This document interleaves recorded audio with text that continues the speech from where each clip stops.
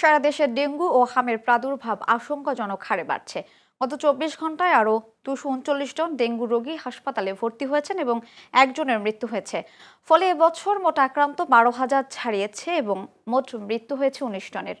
অন্যদিকে ২৪ ঘন্টায় নতুন ৯৫০ জন শিশু হামের উপসর্গ নিয়ে হাসপাতালে ভর্তি হওয়ায় মোট সন্দেহভাজন আক্রান্তের সংখ্যা দাঁড়িয়েছে ১,২২,১৫০ জনে।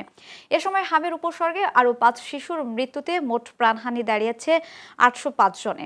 এদিকে বিভাগীয় পর্যায়ে বরিশালে হামের প্রকোপ চরম আকার ধারণ করেছে। শেরেবাংলা মেডিকেল কলেজ হাসপাতালে স্থান সংকটে মেঝেতেও রোগী ভর্তি।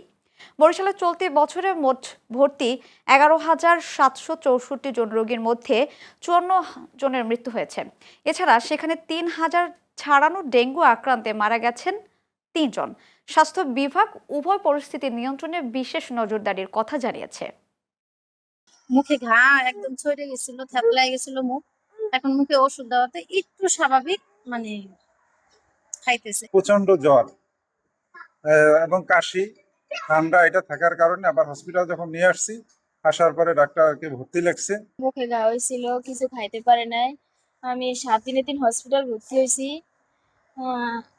তারপরে যে ভালো চিকিৎসা হয়েছে, এখন ভালো। ভোলা না নিয়ে ৩ ভাবে এই জায়গায় নিয়ে আসছি যে এই জায়গায় পরীক্ষা নিরীক্ষা দিকা কেমন হয়।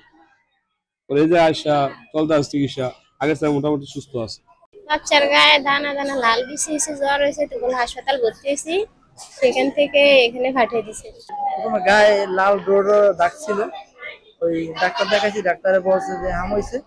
আমার মান্ডারিয়া তো চিকিৎসা নাই, তারপর শেরে বাংলা পাঠাই দিচ্ছে ওখান থেকে। আমার বাচ্চার ঠান্ডা কাশ আর নিউমোনিয়ার কিছু আংশিক সমস্যা আছে, এই জন্য। এই ছেলেকে হামরোগ ধরা পড়ছে, এক সপ্তাহ কালকে আর কি ডাক্তার দিছে।